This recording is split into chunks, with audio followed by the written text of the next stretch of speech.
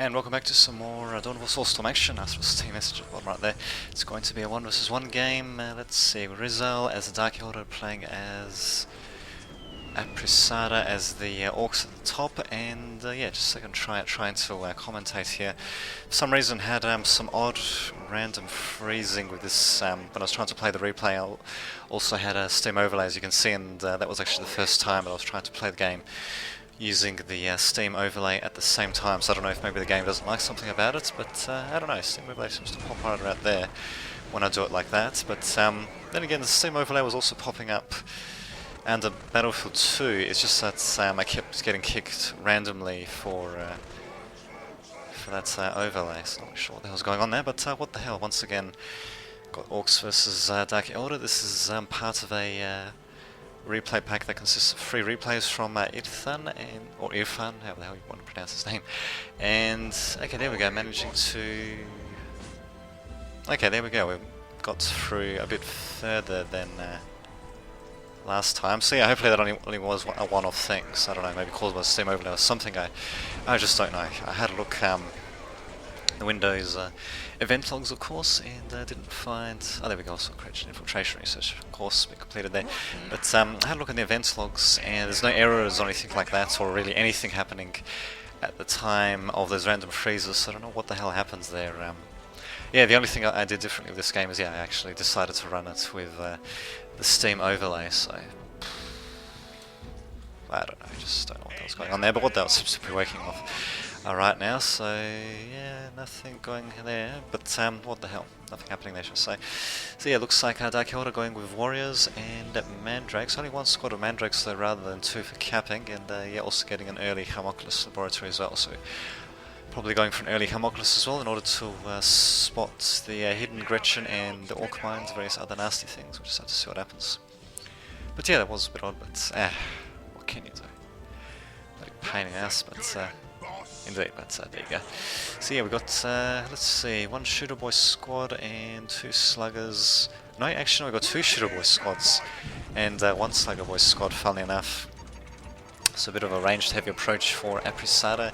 Hasn't gone with the Mech Boy just yet, and there we go, managing to get the listing post upgraded just in time.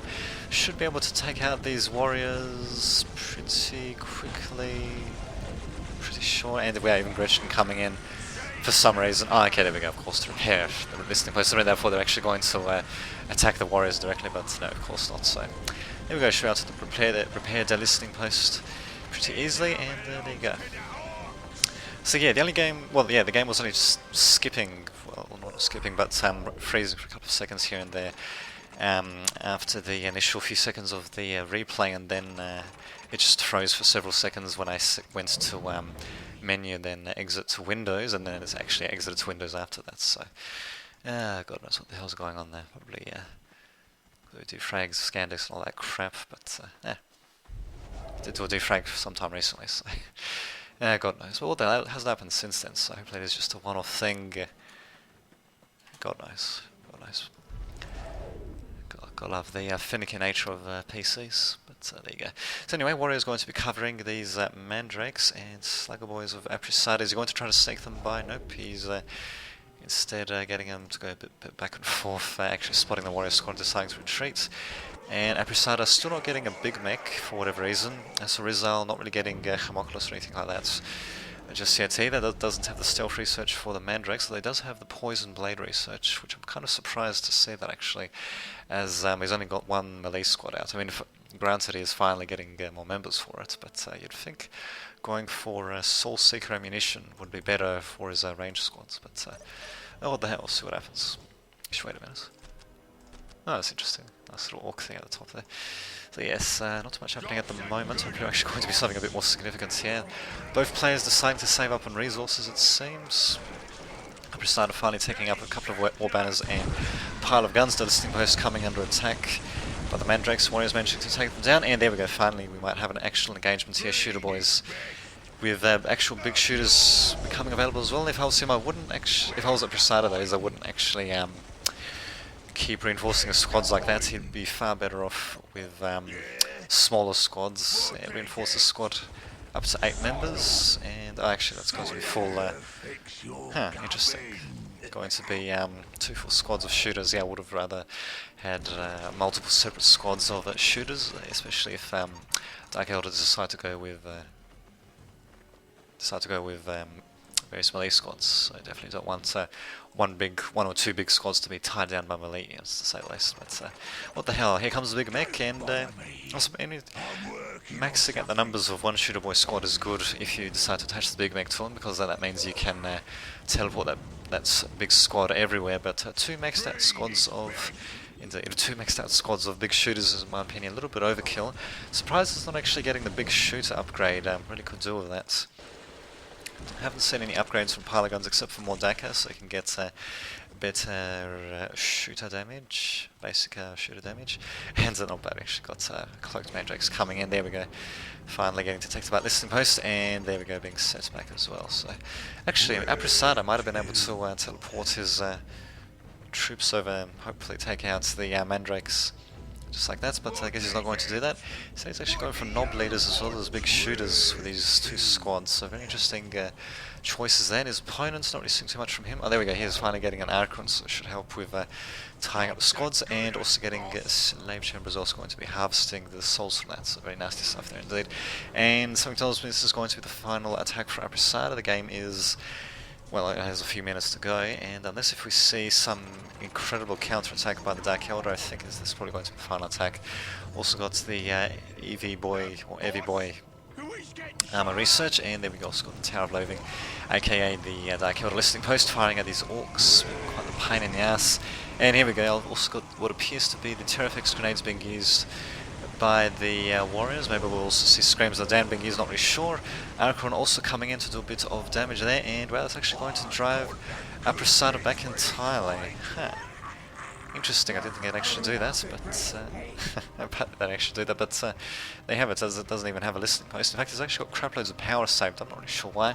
We'll see what his allies doing, his enemies doing. So 122 to 40, 74 to 10. So yeah, the Orc player is certainly getting the resource advantage. Really saving up too many resources, in my opinion. We should be going with more wall banners and possibly even a mech shop, so we can get the vehicles down, so we can get so we can actually start using power resources more effectively. We have Scourge's resale, which means that it's tier 2, and wow, he's actually pushing back the orcs, I'll be damned. Going to push him back to this temporary listening post strong point. Rather surprising. Archon squad coming in to do a bit of damage. Not really sure if they use the Animus Vitae ability yet to hold down a squad, but definitely would want to use that at some point. Archon squad, wow, actually managing to still survive, and yeah, this is definitely why you don't want to have such big shooter boy squads. I mean, one squad is alright to attach the big mech to, but yeah, you definitely don't want to have a second squad out. But there we go, this squad has been thinned out, I suppose you could say, to more manageable numbers. And yeah, Scourges is still being a pain in the ass, and yeah, they can of course upgrade to with Dark Lancers, and if the Orc player decides to go with the hell did he teleport? Anyway, decides to go with vehicles. Oh, there we go, actually got the big mech deciding to teleport by himself. Do a bit of damage to the Scourges, and what do you know, this Archon squad is most likely going to get taken out. Listening post, not bad, serving as a temporary home for this Orc squad. So not a shabby there, that nice little battle really coming coming out in favour of Aprasada. And what is this ally going to respond with? He still does have a... what the hell? Okay, does still have a Invisible Mandrake squad, a Scourge squad as well, also having another Slave Chamber coming out, but it's going to be pretty tricky to see if, how he's going to be able to get out of this one. If he's really careful with the Scourges, he might be able to do quite a bit of damage with them, otherwise it's going to be pretty tricky. Finally enough, Aprasada is actually going to be retreating for whatever reason, and what the hell? A bigger generator, of course, being constructed on one of these slag deposits, cancelling it, thankfully, and well, actually got piercing vision ability being used on the Mandrakes. Too bad they're actually a melee only squad. Otherwise, yeah, Minefield would be a bit less trouble for them. Although, yeah, these Scourges will come in to do a bit of damage. And there we go. Actually, there's a big one of the mech shop there, and yeah, actually the War Truck should also do a bit of damage. Dark Lancers, of course, being upgraded on Rizal's Scourges as quickly as possible, and yeah, very good reaction time by him there getting the first Dark Lance there, but yeah, being forced to jump them out, losing a few squad members in the process there. Oh, okay, just wanted to get them out of the range of the big guns on the next shot. But there you go. Unfortunately, they're being forced to retreat, and oh my, they've apparently... Okay, I thought they exhausted all their jumps, but there you go, thankfully managing to make yet another jump. Rizal saying Puset Da, which is not English, I can tell that much. I don't know what language they're actually speaking, but there you go. Well, I just saw that at the very least. So there you go, those mines are really coming in handy for Pisada. He's even building a few more mines, why not? A couple, actually, yeah, a nice little line sort of leading up to the listening post. Not too shabby indeed. And with no detecting units for Rizal, that basically means he'll need to use the piercing vision ability every time he wants to see something. Surprised he hasn't actually gone with a homunculus. That would really come in handy, but well, what can you do? See what happens. We'll just fast forward a bit. Hopefully we'll see one final battle. Indeed. Let's see. Okay, yeah, we've got a bunch of mobs there. Indeed. Yeah, so hopefully we'll be seeing one final battle between... here we go. Between Dark Elder and the Orc player, and there we go. Finally got the piercing ability being piercing sight ability being used there. And there we go, should be able to safely take out this mech shop actually. So actually going for vehicle boost research, despite the fact they've only got one war truck, although one war truck still loaded up with infantry is pretty good. And there we go, very nice actually, deploying 2 squads of shooter boys. They're not too shabby indeed. Nice to be able to use it almost like a Space Marine Rhino really, be able to just transport shooter boy squads just like that, take out these scourges at close range it seems. So he's going to keep going, he's actually going to force them back. One squad remaining, or part of one squad remaining behind actually, interesting. Indeed. And, but there you go, that's not going to be enough though, the War Strike can just keep following them, so there we go. Apparently that being a pretty good upgrade, the speed boost upgrade for Orc vehicles, managing to get the War Truck to move that much faster, get the shooter boys into position that much faster. It's, yeah, generally a nice little roll-on effect. Slave Chamber being upgraded with the gruesome display add-on there. I was also saying prior, not really sure what the hell that means, but what the hell. And they have it, GG. And that should be the end in a second, I'm sure. But yeah, short but sweet game, that's certainly showing the effectiveness of mines as well as Orc ranged troops. And that would actually be the reason why he used 2 big squads of shooters, because he intended to have them be mechanized in using a war truck. So there we go, that actually did make a bit of sense, they did use them. A bit of an uncommon strategy to actually go with something like that, so normally it's a bit more of a Space Marine or a Chaos Space Marine strategy to go with 2 squads of Space Marines or Chaos Space Marines, as it were, load them up into a Rhino and all that, but there you go, it can still work in this case. In my opinion, it's a somewhat better strategy for the Space Marines, as well, they can have a second hero attached to a second Space Marine squad pretty early on in Tier 2, while the Orcs have to contend themselves with, well, attaching, say, a, what do you call them? One of those pain boys. Actually, they're called Mad Dogs in the game, but they're also known as pain boys, I believe. Yeah, that can heal up infantry. Actually, maybe they do have them somewhere here. Probably not, actually. Because, yeah, the War Boss only comes at, I think, Tier 3 or even Tier 4 for the Orcs. I think it comes when you get the Orky Fort add-on, if I remember correctly. I have to check that.